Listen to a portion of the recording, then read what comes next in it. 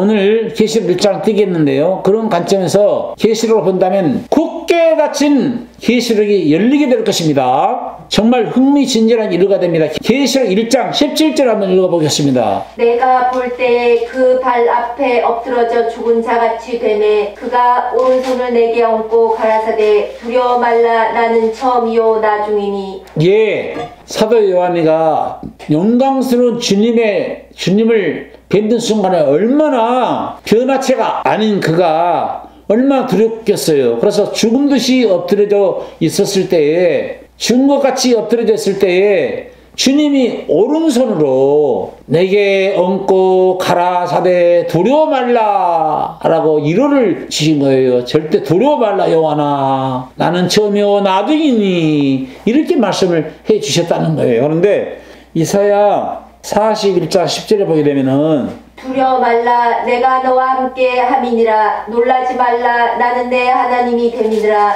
내가 너를 굳세게 하리라 참으로 너를 도와주리라 참으로 나의 의로운 오른손으로 너를 붙들리라. 예, 사도 요한에게 두려워 말라라고 주님께서 말씀하신 이유는 야 요한아 두려워 말라 내가 너와 함께 한다 절대 놀라지 말아라 나는 네 하나님이다. 내가 너를 굳세게 하고 참으로 너를 도와줄 거다. 그리고 나의 의로운 손으로 너를 붙들어줄 것이야. 그리고 내가 너에게 보여줄 거 다 보여줄 테니까 계시록을 기록해서 천하 만민에게 이 계시록을 보이도록 하여라. 7 교회와 7 사자들에게 편지를 써서 보내도록 하여라 라고 말씀하신 거죠. 그 다음에 1장 18절 읽어보겠습니다. 곧 산 자라 내가 전에 죽었었노라 볼지어다 이제 세세토록 살아있어 사망과 음부의 열쇠를 가졌노니. 주님께서는 죽었던 분이었어요. 그런데 지금은 살아계셔요. 죽었을 당시는 3일 3夜을 무덤에 갇히셨다가 부활하신 다음에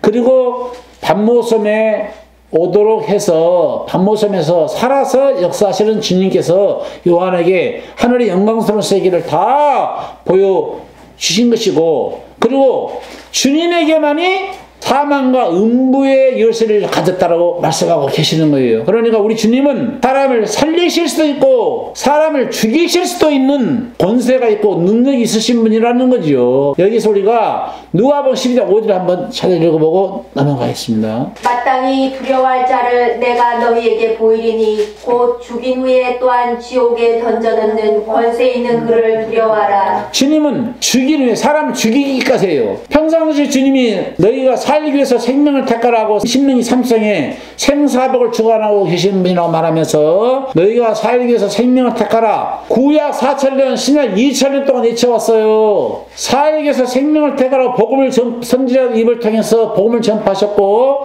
사도들의 입을 통해서 복음을 전파하셨고 오늘날 주의종을 통해서 복음을 선포하고 계시는 거예요. 살리시려고. 그런데 이 복음 선파가 끝나잖아요. 끝나면 그때는 가차없이 하나님 죽이는 화형금으로 다 죽이시는 거예요. 그래서 하나님이 죽이겠다고 결제를 딱 하시잖아요. 그럼 죽는 거예요. 아무리 돈이 많아도 저 인간을 죽여라 내가 죽일 것이다 하면 그날 밤에 호흡을 끊어갈 것이고 끊으실 것이고 호흡을 멈추게 할 것이고 명예가 있어도 권력이 있어도 제 아무리 세상에 많은 것을 다 갖는다 한다 하더라도 호흡을 끊겼다라고 결제가 떨어지는 날 하나님이 죽이시는 거예요. 뭐 하나님이 살리시기도 하시지만 하나님은 죽이셔서 음부에 넣을 수 있는 열쇠를 가지신 살릴 열쇠와 살릴 권세와 죽일 권세를 가지신 열쇠를 지니고 계신 분이라고 하는 것을 이야기하고 있는 것입니다. 19절 읽어보겠습니다. 그러므로 내 본 것과 이제 있는 일과 장차 될 일을 기록하라. 예, 이제부터 미래까지 대될 사건을 기록하라는 것인데 언제부터요?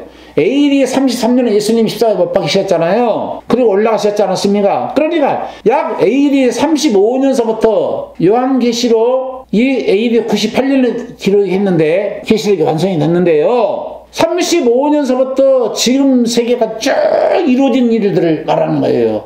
앞으로 되어질 일이라 생각하면 지금까지 그 요한 당시로 볼 때 요한 사도가 계시록을 기록할 때부터 되어질 사건을 말하는 거예요. 그러니까 예수님 승천하고 올라가는 순간부터 되어질 사건들이 다 계시록에 요한에게 있어서는 미래잖아요. 앞으로 이루어질 거라 생각해요. 지금 이루어진 것도 있어요. 그러니까 이루어진 것도 있고 이루어져 가는 것도 있고 이루어질 일도 있는 거예요. 그걸 기록하라는 거예요. 그러니까 AD 70년에 예루살렘의 멸망도 여기에 예언되어 있고요.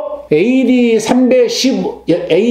135년에 유대인들의 장단이잖아요. 코쿠바에 의해서 반란을 일으켰잖아요. 그리고 로마 황제가 싸그리 다 죽여버렸지 않았습니까? 그리고 이스라엘 백성들이 전 세계 씨를 말리겠다 할 때 이스라엘 백성들이 흩어졌잖아요. 그런 사건도 기록되고 1차 대전, 2차 대전도 기록되고 그 다음에 스페인 독감도 기록됐을 거고 전염병, 오늘날의 전염병도 기록됐을 거고 이스라엘 독립도 기록됐을 거고 600만 명의 학살도 기록됐을 거고 다 기록이 된 거예요. 그러니까 지금까지 이루어진 것들도 있고 이루어질 것도 있고 이루어질 일을 기록하고 있는데 지금 전 세계 코로나 신종 바이러스 19로 인해서 지금 고통당한 이것도 지금 계시록에 예언되어 있어요. 지금 이거요. 한국 기독교가 바로 서야 되고 그리스도인들이 바로 서야 돼요. 그리고 하나님은 이런 역병으로 전염병으로 첫 번째 누구를 치느냐? 죄인들을 쳐요. 잘못된 나가 잘못된 길을 걷고 있는 사람들을 내려친단 말이야. 그러니까 신천 이단을 내려치는 거예요.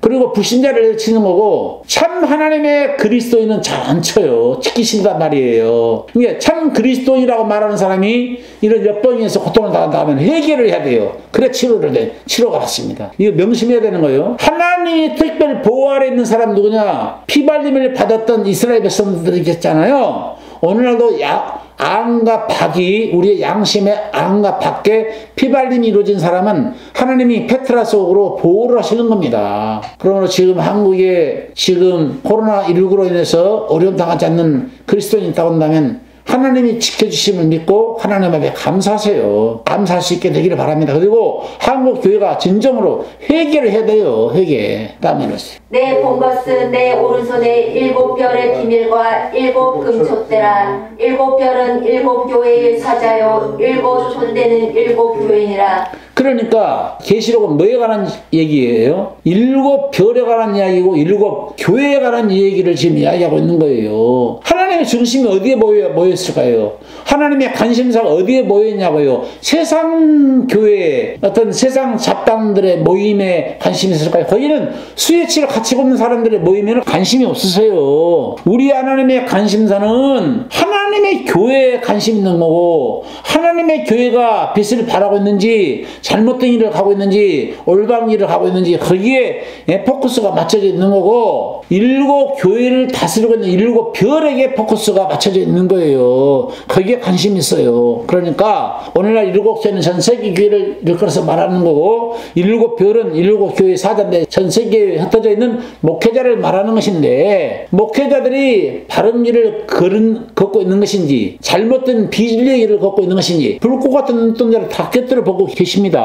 7은 완전수를 말하죠. 7은 완전수를 말하고 7이 딱 당시 소아시아에 있는 7 교회한테만 한 말이 아니라 완전수이기 때문에 동서남부 세상수가 사자잖아요. 하늘수가 성부, 성자, 성령, 하늘수가 삼수입니다. 세상수 플러스 삼수를 합하니까 어키 세븐이 나와요. 세븐. 그래서 7수는 완전수로 해가지고 7 교회, 7 사자, 7 별은 다 전 세계 교회를 통칭해서 하는 말입니다. 그렇기 때문에 여러분 전 세계에 흩어져 있는 모든 교회에 주님이 보고 계시는데 교회가 바른 길을 가는지 잘못된 길을 가는지 잘못된 길을 걸어도 이단 신천지 같은 데가 나와도 이단들이 판을 쳐도 하나님 잠잠히 계셔요. 심판 안 할 것처럼 보이는데 하나님은 다 보고 계십니다. 심판을 제일 먼저 하시는 것입니다. 그리고 7 사자들에게도 가만히 계시는 것 같아도 잘못된 길을 걷고 범죄 길을 걸어도 가만히 내버려 두고 같아도 내버려 두지 않아요. 반드시 심판한다는 사실을 명심하셔서 목회자들은 바로 서야 될 것이고 교회들은 올바른 복음의 길에 바로 서서 주님의 진리의 길을 따르는 그런 교회들이 되어야 될 줄로 믿습니다. 아멘.